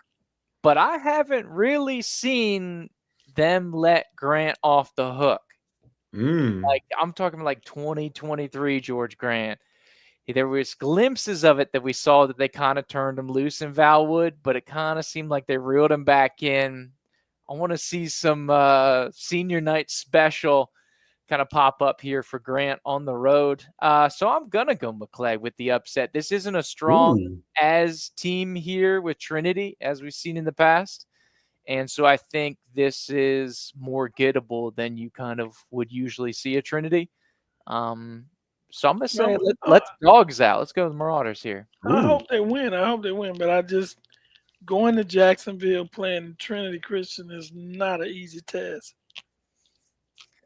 Yeah, I do. I hope the best for the guys on off of Meridian Road. Given how they went to Ireland and came back with the big win, so it's possible. I just think that a lot of what especially on the offensive front, that's going to be critical for them. And I think Trinity just has a little bit more of an edge with their defensive line. But if McClay can somehow position themselves to kind of make sure that the blocking is on point, they definitely got a shot in this game. And they haven't played in almost a month. So, I mean, the Yeah. last competitive football game they played against Fletcher on Halloween. Yeah. Wow, that's Back on October 3rd, because they got the forfeit against PK Young, and then they didn't have any bonus games, and they had the last season bye. So if they come out a little rusty, we saw McClay shake the rust off in the first round versus JP2 in that first half. So I feel like McClay's going to be ready to rock and roll. There may be a little rust for Trinity Christian, and I see an opportunity, a situation for McClay to take advantage early and ride it on out, gentlemen. Yeah, they'll have to definitely start fast. But there's definitely a window. Right now, I have to give the Conquerors the edge, but it's one of those where if you take a couple of sacks, it could get out of hand. So McClay definitely will have their hands full, and we'll keep our eye on this one as the Marauders hit the road to take on Trinity Christian Class 1A region semifinal. Moving on, this is the one I've been waiting on. I almost clicked the button too soon to bring it up, but Gaston County taking on Florida High, a rematch from week number 7, I believe, week number 8. Jags, of course, 10-1, really, really hitting their stride. And I can't say enough about the Seminoles. Lots of improvement at quarterback with Cowie. And, of course, Hackett leading the rushing attack along with Jaden Threats. This defensive front, I think, and we got to go back, Juke. We were there live and direct for that earlier contest. And it was 19-12 going into the third quarter, I believe. And Florida High was really within striking distance, and it was a lot closer. And then the Jaguars just exploded with 28 answered and walked away with that one, closing the door. So for this one, I have, basically for the Jags, the offensive line has to contain the Florida High front seven. You really have to be able to establish where you're not getting in our backfield tonight. And then, of course, Landon Doherty spreading the ball around, getting it in open space. When they started slinging it late in the ball game, they really broke things open in the Florida High secondary. Camarion Battles and Tristan Davis, of course, will be the workhorses. But for the defense, for Gaston County, just got to be able to contain Hackett and Threats and get some pressure on Cowie. And when you look at Florida High, the way that they played against Mosley, they kind of didn't have that pressure. They really were able to kind of, really block the Dolphins pretty well. So that could be the tail of it. I definitely know both teams are looking at the earlier tape because Gaston County does not want another slip up. This might be one of their closest contested games that they've had since going to Coffee County in Georgia back in week number 4. For Florida High, really just, you got to make rooms. You just got to make room for those running backs, make room for Threats, make room for Hackett, stop the Jags from making big plays. Got to put pressure on Doherty, get the defense off the field on third down, and then Cowie's got to play big. And that's pretty much what I feel like keys to the game there are. A lot of times you see where, again, being in the second round like that, taking on another a rematch of opponent you've already seen, it just has so many ripples into it. I still leaning towards the Jags at home, though. You said all that to still stick with the Jags. I'm surprised. I didn't say that for my pick. I said that for the fans who want the game broken down. I thought you was going to be rolling with Florida High, man. Goodness. Hey, man, I've watched the Jaguars all season. I think I've seen about 5 or 6 games. Their front line, offense and defense is the best I've seen all season. Those two sides of the ball, they dominate. They bring it. They got a great running attack, and they got an awesome defense. And the first time these two teams played, the score was 42 to 11. That is this increasing a little bit more points than that, but I can't see Florida High winning this game. I'm going with Gaston County. Yeah, this has the feeling of that kind of Pensacola Walton situation. You had the lopsided effort, and then I think we're going to get a really tight game because both these teams, it feels like they got a heavyweight fight, and Gaston pulled away late. But it seems like both these teams kind of leveled up after that game. As you look at the schedules, Gadsden comes off of that, and then they rolled Wakulla. They shut out Taylor County, and then they rolled through Baldwin. And then on the other side, Florida High ran the table on their own right, including the big win against Mariana.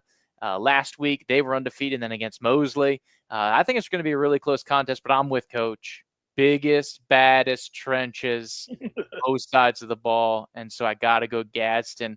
But I could see 28-24, 31-28, 21-17. I think it's going to be closer, especially if they keep the lights on out there than you would imagine. Making jabs. Man, one time they lose the lights, and you're making jokes.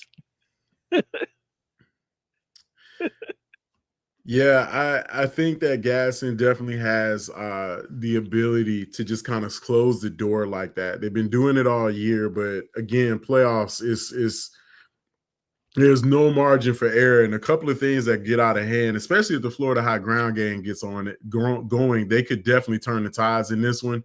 But for right now, Gaston has not shown us anything in their resume that will allow them to have a letdown.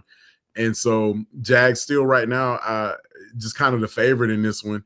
For Florida High, I think the hidden probably one of the biggest things is how can their secondary contain some of the Gadsden County wide receivers.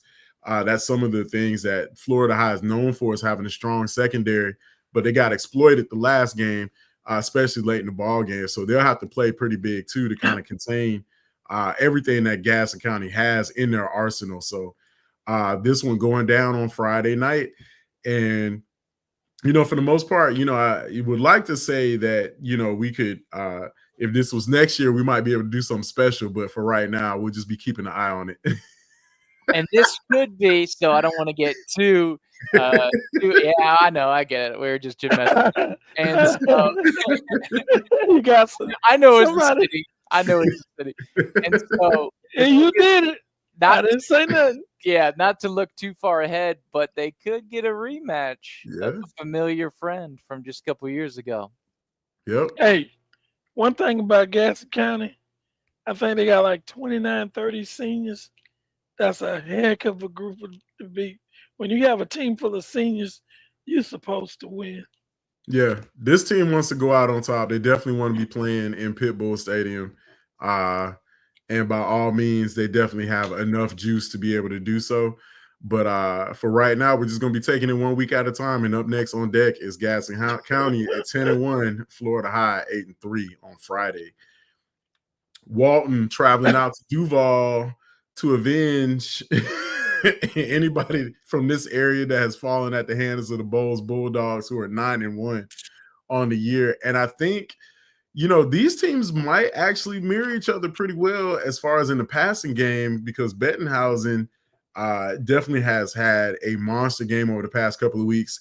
Can the Walton Braves play defensively up and play big like they did against Catholic a week ago? Because Catholic offensively definitely was a tall order. Defensively, Catholic, does some of the same stuff that the Bowles Bulldogs do, especially with their linebackers being able to cover an open space. This could be seeing a lot of familiarity, and we just got to wonder if Walton can be able to add some of that Braves magic into the mix as they take on Bowles on Friday. This one really just still has Bowles as a favorite, just given the fact that Walton is again traveling down a great distance in the opposite direction down I-10 and a little bit further. So we'll have to see how the Braves handle it. They definitely have the tools in the toolkit to be able to hang with Bowles. It's just whether or not they can take advantage of a few things in the game and get Bettenhausen off and running and off to a quick start. But for right now, I still got Bowles in this one, but maybe not by big. I definitely think this one will be close. Wow, I picked against Walton last week. Uh, I'm not as familiar with Bowles to understand how strong they really are. I think it's going to be a close game. I'm going with Walton. I'm going opposite. I got to catch him, Mark.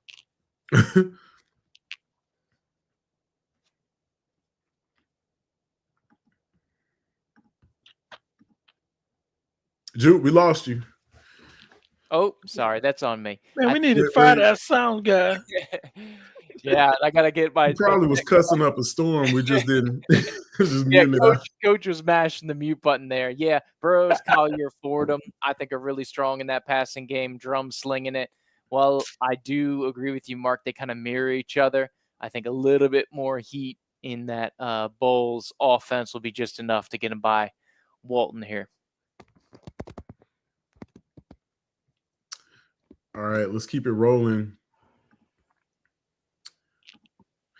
God be taking on Bishop Kenny.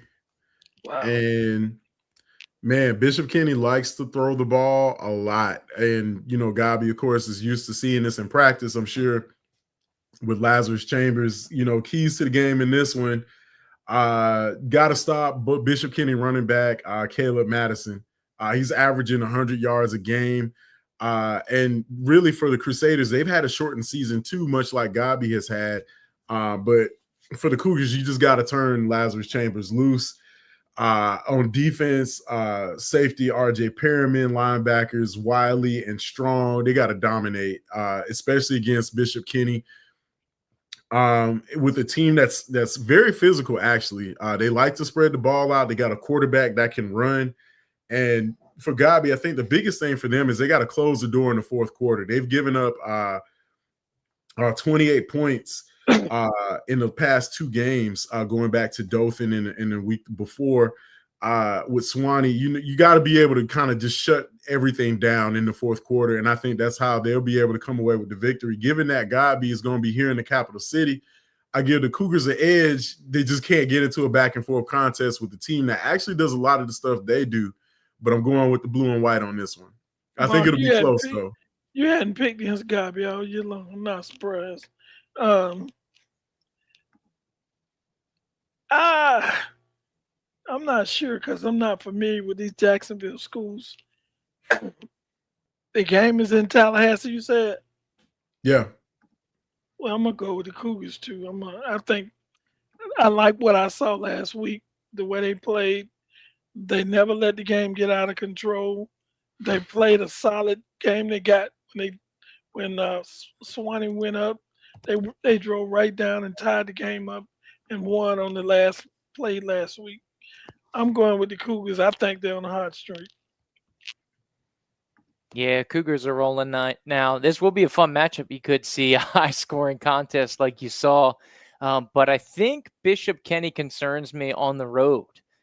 You saw him fall to Parker, and then at Westside, which is the team that Leon beat the last week of the season. Westside was a one-win team, and they really struggled on the road at Westside. So I don't think they have left the Jacksonville area, if I'm not mistaken, or the greater Jacksonville area. And so this will be their first trip, their biggest road trip of the season. I'm liking Gabi. They have just enough. I'm liking the offensive line for Gabi to protect Chambers long enough and get the back and the running game going here for the Cougars. So I'm taking Gabi as well. And I did, for the record, I think Mark did pick Gadsden over Gabi early in the season. Coach, week 3. I'll have to go back and check this week, but he may be able to get off the hook for just that one. I don't believe it. I'll look up the clip this week. I'll come back with a report for next week. Okay. All right, let me make sure I got this next one pulled up as we have. I think our next team on deck is Wakulla at Reigns.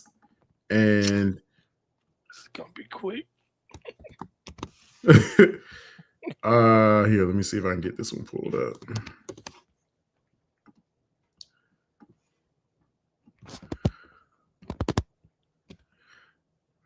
All right, let me see.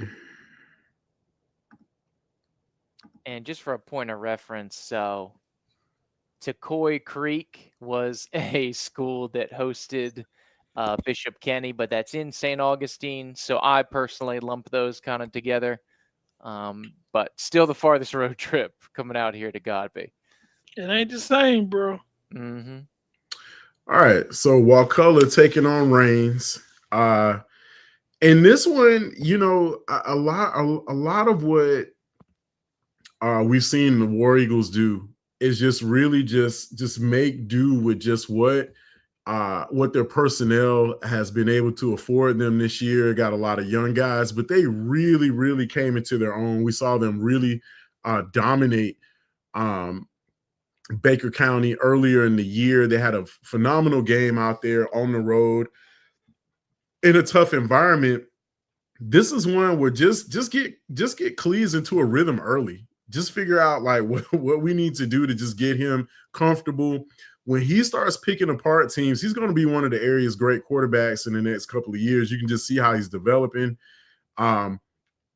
If you get him comfortable and just kind of make sure that, you know, of course, Jordan Barnes, wide receiver, when they get on the same page, they turn into a completely different team, and they become very hard to defend. And I think if you're going up against Reigns, if you can find a way to get a fast start out of that, especially with Sion Ramson and Danny Godbolt, you're able to mix those guys into the mix. It could spell the beginnings of an upset. Right now, I do feel like Reigns has the edge, just being 10-1 and at home. Reigns is arguably one of the fastest teams I've seen play. They got playmakers all over the field on defense. They are very difficult to kind of contain. And, you know, really it's just going to come down to how physical Wakulla can be against a very physical Reigns defense. It just might spell a little bit more like, you know, the Vikings holding the edge here. But I think Wakulla can make this a close game, a very close game. And more so than anything, I think they can also have the ability to pull the upset if they're able to kind of get their offensive unit just really moving and especially making sure that they've got plenty of opportunities in the red zone and making sure that they're flipping the field, playing a position game. But right now, I think Reigns just has a little bit more of an edge right now. Well, Mark, Wakulla's playing pretty decent right now, pretty good. But Reigns is one of the better teams in the state of Florida, and it's going to be real difficult. If you ever been to Reigns, the crowd is going to be crazy. It's going to be wild. I got to go with Reigns. I don't see him losing this game. Yeah, they don't call it the graveyard for no reason out there, Coach. I think they might be 10-0. Yeah, I don't know. Yeah, I was looking at that. That might be my fault. Yeah, but the dual threat quarterback Cole, he's absolutely mean out there. I think he's on the brink of 3,000 total yards. Offensively, I agree with you, Mark. The defense really physical. And on the offensive side, I think stylistically they play kind of similar to Godby from what I've seen kind of on their film. And so that gave Wakulla problems a couple weeks ago. Yeah, so that they have a mobile quarterback who can run. He can throw too. He's got an arm. And so that kind of reminds me of Chambers here. And so for that reason, I think Reigns is going to have enough. And just kind of how these teams match up, I'm going to go with the Vikings on this one. All right, coming up, we got a big 5A matchup. Well, Jonathan, I'm going to give you my take on this game.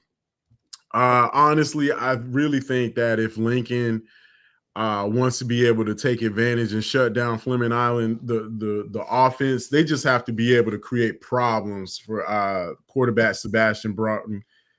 He's mobile. He's deadly in space. He's super fast. Like this, and I think Lincoln put out something on their social media, kind of breaking it down too. But he just does a lot. He's very, very fast. He can accurate and throw on the run. This defense is definitely going to have to create problems for him in order to be able to shut that one down. Also, looking at what Fleming Island did, they can score fast. Like they put up 28 points in the third quarter against Mosley, had 478 total yards on offense. For Lincoln, I think they just got to get Christian Sims into a rhythm. If he's comfortable, especially if they're able to block and kind of protect him, Lincoln will be just fine. I also think that Lincoln's defense is more than capable of disrupting Fleming Island. But the key with the Golden Eagles is that they're comfortable on the road. I think they're 4-1 on the road this year. So they have no problems going into environments where they're not familiar with and creating problems. I just think Lincoln needs to play their game. I think Lincoln, for me, is the favorite in this one. I think they can. Their defense is not something that Fleming Island has seen, in my opinion. Given the way that Mosley played last week, I think Lincoln is definitely going to be hitting. Really going to be a lot more physical in this game, and I expect to see the Trojans win this one. I'll say Lincoln by 10. Wow, you giving points. You've been pretty close, hadn't you? I think I was good on both my by 40s last week. Yeah, I mean, hey, yeah, you're pretty close on both of those. I like the way the Trojans are playing. I really do. I love a team when you got defense. You're gonna be in every game. And one thing you can say about the Trojans, they play great defense, and it'll be a difficult knockout blow for anybody to take the Trojans on. They have a pretty good offense. They got they got one of the better quarterbacks in this area, and I hadn't seen Fleming Allen. I'm just going with the home team. I like Tyson. I've been knowing him for a while. I know he got a great game plan coming up for this game. Looks, I'm going with the Trojans on this one.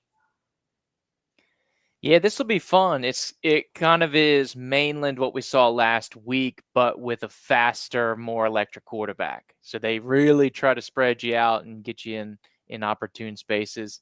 I love the history lesson because people, like you're talking about on social media, Mark, because people around the Lincoln program still talk about that Fleming Island upset. What was it, 2011? Yeah. I think it was. And so some people still a little salty about that one. So I think the youth for Lincoln is well aware of that. I'm loving the defense. Like I said, absolutely masterful. Maybe the best defensive game that I've seen all year from any team.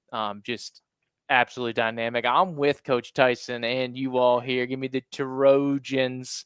I'll shut down that defense. They're going to earn it here. They'll have to earn a rematch for that regional final potentially. Yeah, gotta take care of that Akron commit, and you can see why. He's really dynamic. We saw him, of course, in the first part of this show. He took off on the Mosley defense and just kind of left them in the dust. And so I look to see Coach Tyson really. I can't wait to see the scheme he's going to draw up for Friday, taking on Fleming Island. I definitely think that Lincoln has the ability to be able to shut things down. But offensively, I'm wondering what they're going to be able to do, especially because, if Christian Sims again can get can spread the ball around to some of those playmakers and the running game gets going, I wouldn't be surprised if Lincoln, took this. It was kind of similar to what we saw in the first round where they just kind of take it going away. Don't have to do a whole lot on offense when your defense is playing like that. But this is going to be real crucial for Lincoln to be able to kind of kill some of the bad memories from the days of old against Fleming Island. But hopefully they put that to bed on Friday. Next game, Lafayette, Hawthorne. Wow. And I don't know what it is, but we've seen, I think in 3 consecutive weeks, Lafayette has played another Hornet or Yellow Jacket type of animal. It's weird. It's weird. They haven't played another mascot in like 3 weeks. The way that, geez, this is hard because the way that LaFay has been playing, I just feel like they're hot right now. Like this team is just kind of, finding their stride right now, especially with Williamson at quarterback. Man, going into Hawthorne, though, Coach Kofi, you know about what it's like down there. It's one of the hardest You didn't places have to to play. remind me. You didn't have to remind me. But I do think that Hawthorne, definitely they've had they've had some time off. They had they kind of shook off some of the rust in the first round. And yeah, I don't know, man. I think I might have to go with Lafayette on this one. And I think for them, in order to be able to take this one, they got to be able to figure out how to get Jordan Murphy the ball. For me, that's like priority number one. Just get Jordan Murphy the ball.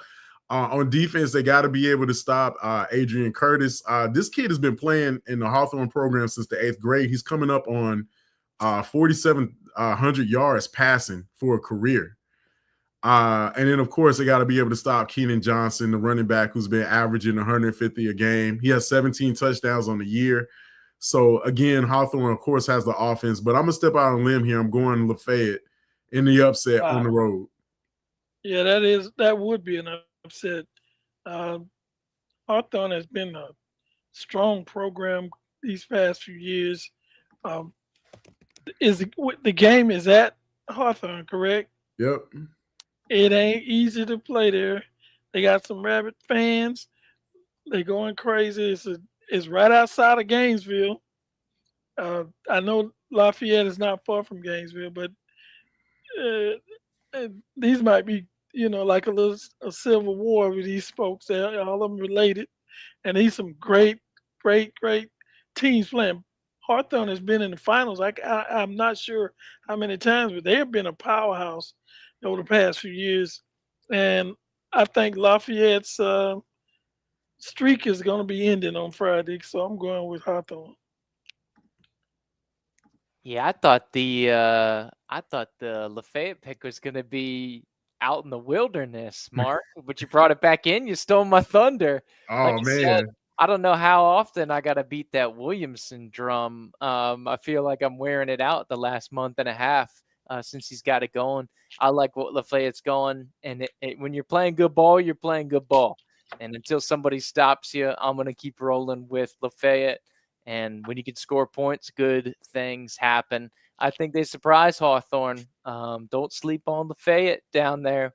I'm taking the Hornets, but I'm taking the red ones here this weekend. Hey man, I'm gonna catch up. Y'all keep making these picks. Go ahead. Yeah, I like what Coach Edwards has done with his team, especially in the second half. Like the move at quarterback to Williamson. It's just been, whether or not Lafayette can stand up to the test, and they've been handling business week in and week out since the change. I'm going to go with the hot hands here, and I'm going with Lafayette on this one. So let's keep it rolling. Let's go on to our next matchup. Madison County taking on Blountstown. Madco versus B-Town. And really just at Boot Hill, this is going to be rocking because Blountstown, they travel well. Their fans they hop a bus. They do what's necessary to make sure they support the Tigers. But this is going to be a harsh environment, and I do like the way that Madison County has been playing of late. Can't sleep on Blountstown either, though, because they had a huge victory over Osceola, where they just kind of showcase everything that they can do on offense. I think for the Cowboys, they got to be able to contain K.M. Martin and Tristan King, be the more physical team, wear down the Tigers' defense. And then, of course, get quarterback Crumity out in space. He's been averaging 50 yards a game, which has been crucial on third downs because he sustains a lot of their drives. And if Madison can do that, I think Boo Hill will take care of the rest.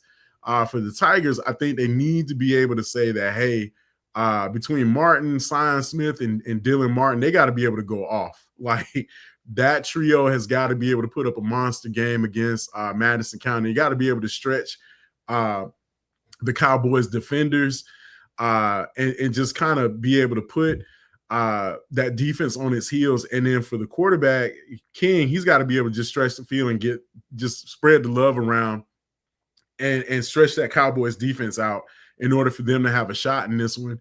Man, but because it's at Boo Hill, man, I just know that Madison has been playing opponents at a much higher level, and this is where it pays off dividends in the postseason. I'm going to have to go with Madison this one, though. I think it'll probably be I'll say Madison by 10 or at least a couple of touchdowns. I think they're just too strong, especially playing at home, given the level of competition that they played this past year. Well, Mark, you kind of put it all, succinct there. I can't imagine anybody going into Boo Hill and winning this. It's probably the Miami Dolphins or somebody like that. But it is a tough place to play. We went to a lot of games down in that area, and man, the fans are off the chain. And I'm imagine the place gonna be sold out because Bluntstown gonna bring a crowd. But I cannot see. I love Bluntstown. I've been picking them almost every week, but I can't pick them against the Cowboys. I got the Cowboys on this one.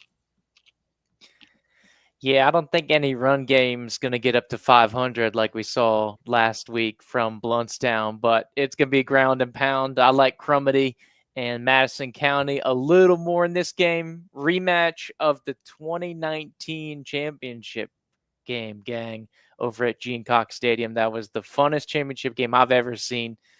While I don't think it'll be 70-35 again here this time around, I do expect Madison County to show out here in round number 2, and this would put them in the Final Four once again if they're able to get through. So I'm going Madison here today. All right, keeping it rolling. Jefferson County back in action, taking on Dixie County, who's coming off of an opening round in the Rural Invitational tournament, as we're calling it. Should call it the what is that? The RIT, RIT. Yeah. Jefferson in this one, they get the benefit of playing at Death Valley. I like it. I think this county for the Bears, they're definitely going to have to use that momentum to stay relevant here. I think if Jefferson can kind of return to form from kind of that first 8 week stretch that they were on, I think they have a great shot in this game. When you look at how the Tigers play, they're built honestly kind of how we expected. They're opportunistic. They capitalize off of turnovers. I think they got to be able to stop running back for Dixie County, Mr. Williams. That's his name. First name Mr. Last name Williams. He's averaging 7 yards a carry. For the Tigers offense, they got to be able to spread the ball around. Malik Johnson needs to get into a rhythm, and the offensive line needs to just make sure that his jersey is clean and just limit the penalties. If they can limit the mistakes and some of the miscues, I definitely like them at home. Give me the Tigers. Yeah, Mark, they were playing great at the beginning of the season. They kind of slowed down at the end of the season. But I think, they had to buy last week. So hopefully that couple of weeks that they had off, maybe they came back and got on the track to play better because they struggled at the end of the season. And I'm going with Jefferson on this. Yeah, Jefferson's fun, tough little stretch, but I'm hoping it's more of a rest up since they haven't played in 3 weeks and less of a rust up. I'm hoping they don't come out slow and looking for a bounce back for Malik Johnson and the rest of the boys out at Jeffco. They get it rocking. Love the atmosphere. Really slept on kind of little pocket here in the area that I wish more people knew about. But really fun Friday night atmosphere. So I think Tigers have enough to keep it rolling in the RIT round 2. Hey, did you come up with that, you created that rust up. It's the I Rural never heard. Invitational Tournament. I never heard rust up before. And When I instead typed of it up, rust I up, I noticed the mean, acronym. We just he gonna stick with created. it. That's something you created, right? The We're gonna stick rural, with it. the rural fit. Man, All Jonathan right. is on it tonight. He letting everybody know Lincoln went there and won a game. Well, They beat did. Madison. It You don't can happen count on very. Jonathan It Ferris to don't keep have. Jonathan Ferris is pretty much an almanac of Lincoln football going back to like what 2004, 2003, somewhere in there. I'm not sure, but he is a Trojan true and true, and he Yeah. letting us know that Lincoln. It don't happen very often. That's all we get. That's all we say about Madison. It don't happen very often. Port St. Joe taking on Wildwood. Uh The oh. Sharks 5-5. This is Hey, a tale of two halves. They suffered the tragedy, and they've been playing very, very inspired ball over the second half. And it's been fun to watch. And they get Wildwood, who also is coming off of a big opening round victory over Hamilton County. And honestly, for me, I just think that like, man, Sharks can take this one if they just find a way to spread the ball around. Against Jefferson, their last game, they I think they had 5 different backs ran for combined 270 yards. This is running back by committee for them, getting the ball in the hands of a different playmaker. The offensive line just needs to create space for these guys in order for them to be physical and dominant. On defensive side, turn linebacker Ashton Peacock loose. Like, let him go. He's been averaging 10 tackles a game. And then for Wildwood, they have the athlete Tyrese Keller. Just figure out a way to stop him. And I think the Tiger Sharks, just by benefit of being in their home, in the friendly confines of their home stadium, I definitely think Port St. Joe can win this one going away by at least a pair of touchdowns. So give me the Tiger wow, Sharks. wow. And that's Sorry, Fred. I don't know wait if a you're minute. watching, Fred, I but was I finna got to get go on your with Port case. St. Joe. Yeah, it's gonna be a problem at the family reunion on that one. You talk about, You don't have to wait till then. Fred got my number. Hey, I mean, come on, man. You said 20 points? No, I said 2 touchdowns. Wow. Golly. Port St. Joe been playing very well. I mean, they've Yeah. been playing real good. And I'm sorry, Fred. I'm not kin to you. I'm going with Port St. Joe. And if you beat them, if y'all win, you got both our numbers, so you can get on our case. Yeah, tell them to light up the scoreboard recap show on Friday night. Oh, yeah. Tell you what time it is. Yeah. Yeah, Wildwood's been fun down the stretch though. Port St. Joe been really mean, like y'all talked about. The only thing that really kind of undid them in that Bluntstown game was turnovers. I think they had 4 or 5 turnovers, and it just gave Bluntstown too many chances. I think they cleaned it up. I like the run game there with Harris and Hensley, who's been coming on as of late, and I think it'll be enough to get by Wildwood and keep on rolling in the fit, whatever we're calling it, invitation all down the stretch here. Don't rust up. Rest up. Don't rust up, Coach. Yeah. All right, here we go. Our last one for the slate. Franklin County hosting Fort Meade. And don't look now, but Franklin County has a chance to make history. And I feel like they should use that as motivation. Just get the athletes in space. Get Sadiq Jones and Tamarian Carr the ball. Feed your playmakers. Defense has to create turnovers for the Seahawks. They've been in the games that they've won. They've averaged 2 to 3 turnovers a game. So they definitely have to make sure that they create disruption, get the ball back in the hands of the offense, and then on defense, Eric Smith needs to go off and have himself a ball. He's been averaging 10 tackles a game, but the minors are battle tested. So don't sleep on Fort Meade. That record is not necessarily the tail of the tape. They've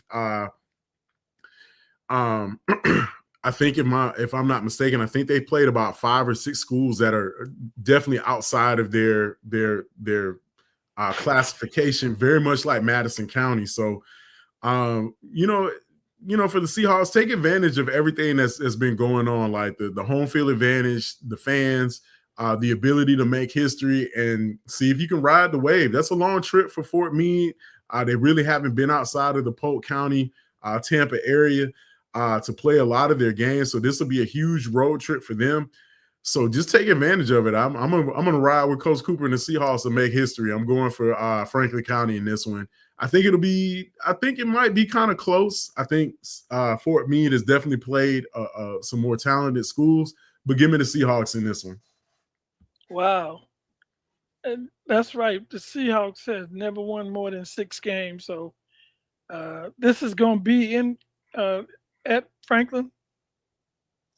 Mark, Yep. is that Franklin? Eastport, yep. Yeah. I'm gonna have to go with the Seahawks. I'm really rooting for them. I'm rooting for Coach Cooper to break that record.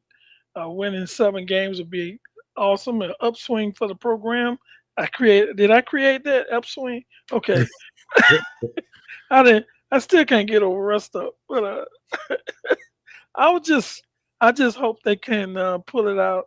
And I'm picking Franklin this week. Okay. Yeah, I'm with it. I'm going to ride the wave, gentlemen. Yeah, Fort Meade going to be tougher than 3 and 7. To your point, Mark, they've got Lakeland Christian. As I'm looking at the schedule here, IMG White, who we saw St. John Paul II play with, and then University Christian. So dropping all those things, but battle tested. But on the other time, you got to take the long road trip. Franklin's had a chance to get right, rest up, get a little healthy, watch some more tape. So I'm expecting them to come in fresh here for season number 2. And let's start the Rit Fit just like we started the regular season here for Franklin. So I'm going to go Seahawks as well, jumping on the bandwagon. All right. I like it, guys. I like it. I think for the most part, we really had a chance to see exactly, how this is going to play out. I think a lot of teams definitely, it's hard not to peek around the corner looking at the brackets, but man, there could be some really interesting matchups coming up for the regional finals. And then, of course, going into the Final Four. But for this week and the second round, that will do it. Not really sure if we're going to do a show next week because we got to make room for the bird. Got to make room for the bird. But if we don't catch everybody next week for the extra point, we definitely jump on for overtime. But yeah, we'll have to figure it out. We are used to playoff football, but of course, Thanksgiving is a time for family. We definitely are thankful for that. So we'll figure something out. If not, we definitely will catch everybody on overtime, the 4 Quarters Online's scoreboard show for the post-game wrap-up on Friday. And of course, after our games, we'll catch everybody there. But until next week, for my tag team partners, Coach Cofield and Drew Jupe, I'm Mark Adams. This is 4 Quarters Online and the Extra Point Podcast. We'll catch everybody next week.